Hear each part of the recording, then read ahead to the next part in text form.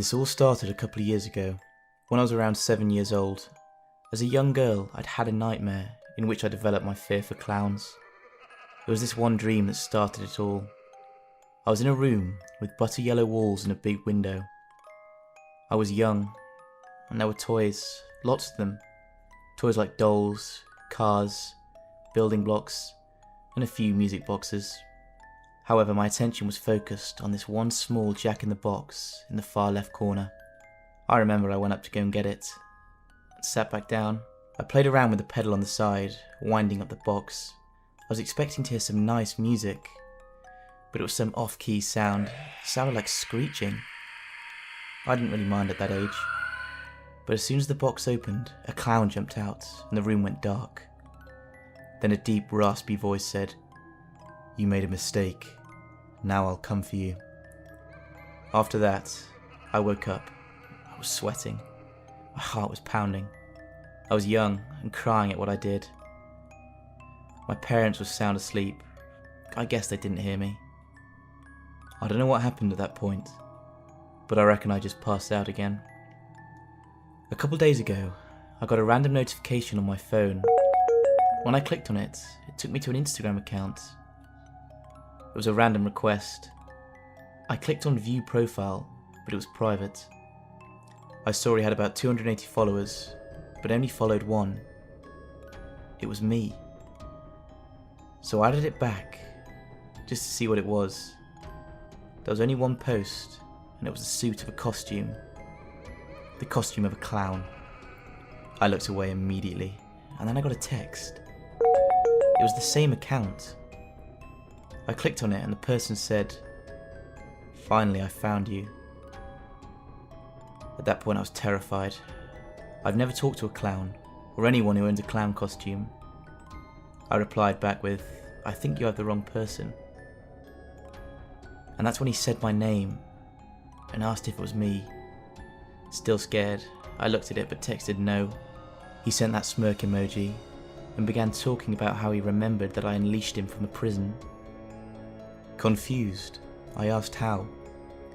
He began saying how he was in a prison, inside a small musical jack-in-the-box, inside a yellow room in which a little girl was playing. This struck me. I told my friends I was deadly terrified of clowns, but I never told anyone about the details or why. I asked who they were, and they left me on scene. A couple minutes later, I got another notification. It was from the same person. They sent a video. I clicked on it, and it was a video of someone walking on a street. Then I realised it was my street. They were going towards the direction of my house. They moved to where my window was, and I could see me sitting on my bed, on my phone. The curtains were ajar, and I was wearing my favourite t-shirt, which is a black t-shirt with a tiger on it, with the word legendary. I looked down, and I was wearing the shirt. My heart sank. I looked towards my window and crept over. No one was outside. I looked at my screen, then the camera turned to reveal the person's face. I dropped my phone. It was that same exact clown from my nightmare. I don't know who the hell this person may be, or how the hell they know about my nightmare. But this has terrified me.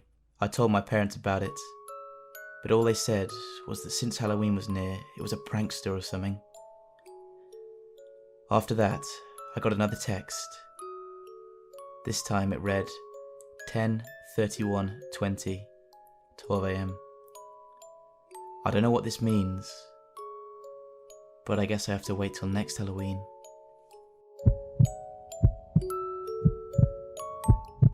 This happened when I was 8. Over the summer I was at my friend Annie's. We were home alone, as everyone else had gone to work. Annie lives near a farm, so there were plenty of fields surrounding her house. Anyways, we were in her room, and suddenly the cat bolted down the hallway. We glanced at each other and got up to follow. As we entered the hall, we saw the cat was just sat there, staring up. We were confused, as it looked freaked out. We went over and Annie picked him up and started petting him. She was very sketched out, but we didn't think anything of it. Now before I continue, Annie's mum's room is at the beginning of the hall, and her grandparents' is towards the end. Her mum and grandparents always leave the doors open because of the cat. And in her grandparents' room there's a large mirror towards the centre of the wall. So when you step out into the hallway and walk down towards the stairs, you walk past the grandparents' room, and obviously you see your reflection. Anyways, after that Annie and I started to get hungry, so she decided to grab something for us from downstairs. She went down into the kitchen. I just sat with the cat, playing with her in the hallway. And that's when I noticed a flicker, and a train of white dress enter the grandparents' room. Annie came back and I told her what just happened.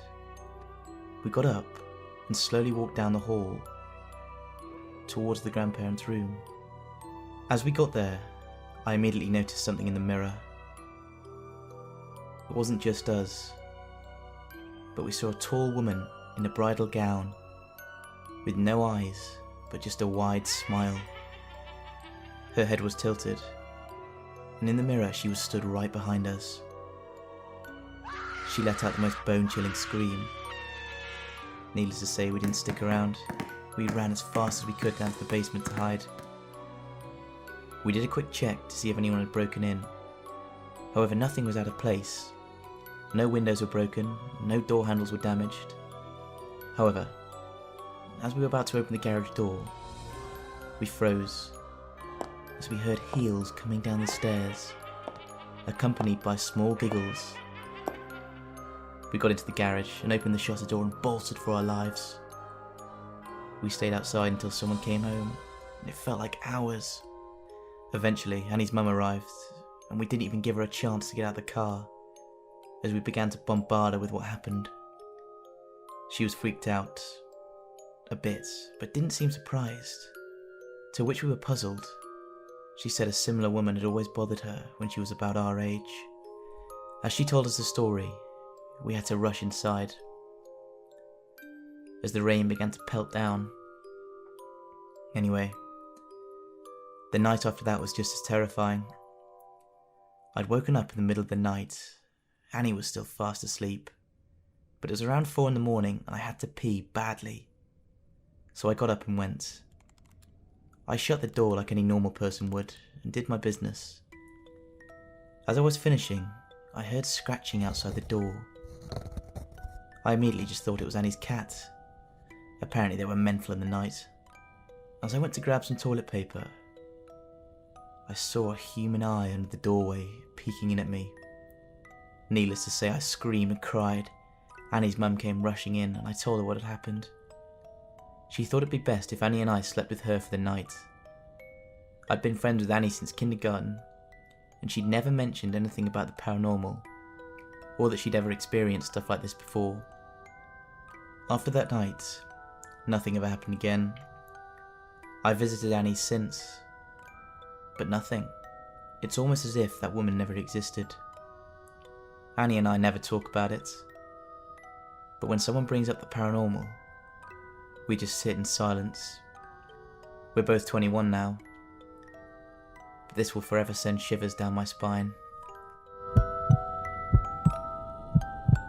About 2 years ago, I was driving home from a family reunion, pretty late at night. The drive was about 2 hours and I didn't want to stay because I had to get back for work the following day. Most of the drive was on roads with dense bushes and trees on either side, the real creepy ones you see in horror movies. Anyway, I'd been driving about 45 minutes and I was starting to get really tired. You know how sometimes you just suddenly become really tired out of nowhere? Well yeah, that happened to me. I knew I wasn't going to last, but I didn't come across any place that I felt I could park and safely fall asleep. Anyway, after it became clear to me that I wasn't going to find a place to pull up, and my tiredness wasn't going away, I did something very questionable. I pulled over to the side of the road onto the grass, behind some of the bushes, you know, to try and hide my car from anybody else who was going to come past. The roads weren't empty, and I came across a car every few minutes or so. But I made a mental note that it was 11:22 and I fell asleep. Sometime later, I was woken by a scratching sound. I looked at the clock, 11:50. The sound stopped after a few seconds, and because I was extremely tired, I didn't bother looking around and simply went back to sleep. I was later awoken by the same sound. It was now 12:40. This time it really freaked me out because the sound didn't stop. The thought ran across my mind that it was just an animal inspecting the car. But why would it return almost an hour after it had left previously? I looked in my rearview mirror and just managed to catch a glimpse of something running away into the forest. Now, at the time, I thought it was the damn hook killer. You know, the one that scratched a couple of people's cars and slaughtered them. Fuck that, I thought to myself. So I got the hell out of there. There was a bend no more than 100 yards up the road. As I came round it, there was a fucking car parked off to the side of the road with the driver's side door open. I slowed down just to look to see if anyone was there. They weren't. Then I looked in my rearview mirror.